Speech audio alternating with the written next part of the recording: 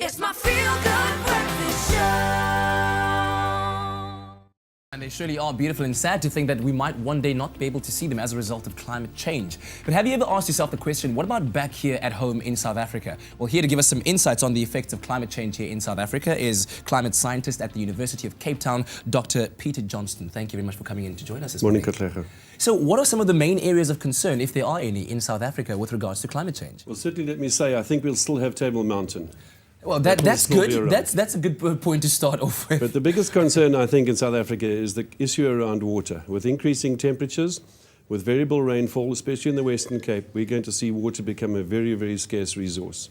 So that means that we have to really start looking after water, because water is required in the urban areas, it's required in industry, and most of all, it's required with agriculture. Yeah. And if agriculture isn't a problem, food is going to be a problem. Yeah, and it is one that is, I guess, a problem that's prevalent throughout the entire nation. And your work focuses on the vulnerability of the situation and adaptation options as well. So what can we do right now in terms of combating the effects of climate change? What changes? The very first thing to do is to realize where we are vulnerable, what parts of industry, what parts of our economy are vulnerable to climate change, and then have a look to see whether we can do anything about that.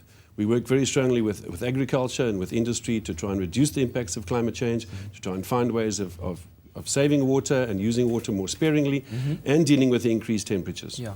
A lot of people are preaching doom and gloom, saying that we've crossed that threshold already. It's too late. It's all just a matter of time before it just all implodes. But what do you have to say to that? Well, it's never too late, Katlego. Even if scientists are saying, look, we are on a point of no return, we are going to have to get used to a new future. The future climate is not going to be the same as the climate in the past.